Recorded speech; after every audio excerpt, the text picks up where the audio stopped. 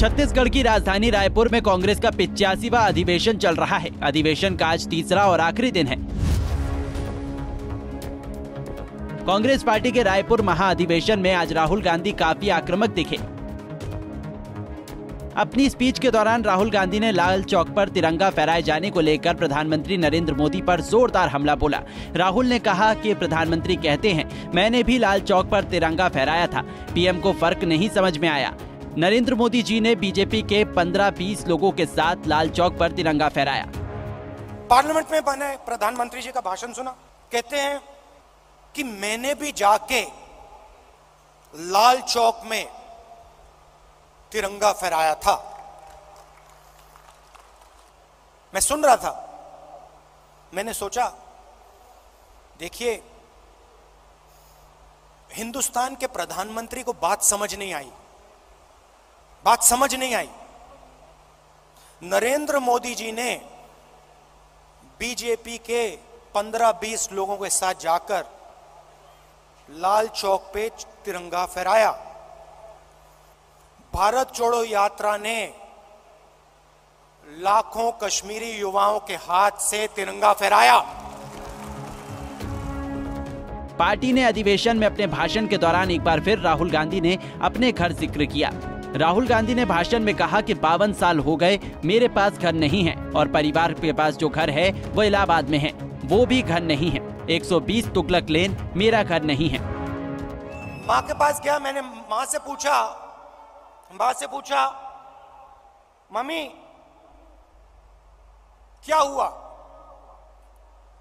और माँ कहती हैं हम घर छोड़ रहे हैं। तब तक मैं सोचता था कि वो घर हमारा था।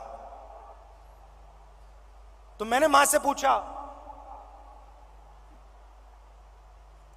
मां हम अपने घर को क्यों छोड़ रहे हैं?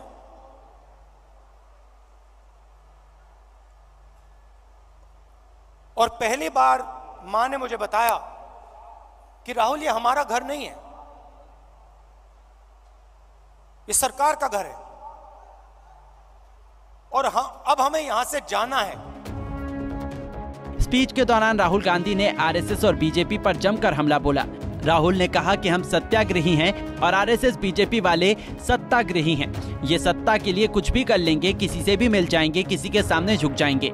एक नया शब्द है आरएसएस बीजेपी वालों के लिए, हम है सत्याग्रही, वो है सत्ताग्राही।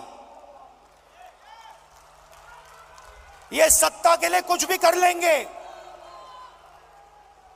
ये किसी से भी मिल जाएंगे, किसी के सामने झुक जाएंगे सत्ता के लिए।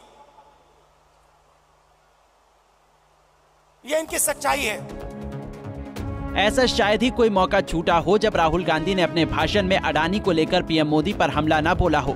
रायपुर में पार्टी के अधिवेशन के दौरान राहुल गांधी ने अपनी स्पीच में अडानी को लेकर एक बार फिर पीएम मोदी पर हमला बोला। राहुल गांधी ने कहा कि जब तक पीएम सफाई नहीं देंगे आंदोलन जारी रहेगा।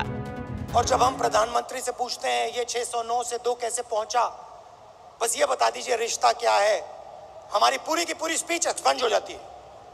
खारगे जी की पूरी स्पीच एक्सपंज हो जाती है। अडानी जी के बारे में हिंदुस्तान के पार्लियामेंट हाउस में सवाल नहीं पूछा जा सकता है।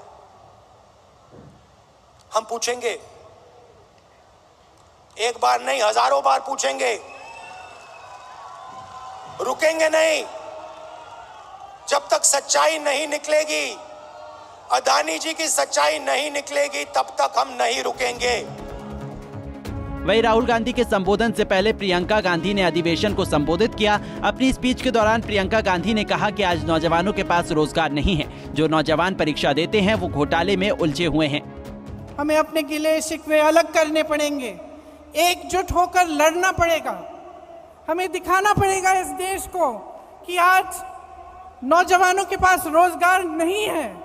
जितने भी विज्ञापन हैं, जो भी दिखा रहे हों, जहां जहां हम जाते हैं रोजगार नहीं है। रोजगार क्या, जो नौजवान परीक्षा देते हैं भर्ती के लिए, वो घोटालों में उलझे हुए हैं। उसके लिए क्या प्रस्ताव है हमारा? ये कांग्रेस पार्टी इन 3 दिनों से जितने भी प्रस्ताव ला रही है, जैसे किसानों के लिए मैं आज पढ़ रही थी कि एक प्रस्ताव है कि न्याय योजना की तरह हमें किसानों के लिए एक योजना बनानी है।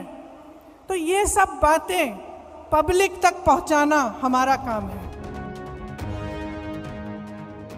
आपको बता दें कि रायपुर में 3 दिन तक चले कांग्रेस पार्टी के अधिवेशन का आज आखिरी दिन है। इस अधिवेशन में पूरे देश से कांग्रेस पार्टी के करीब 15,000 से ज्यादा नेता एकत्रित हुए हैं।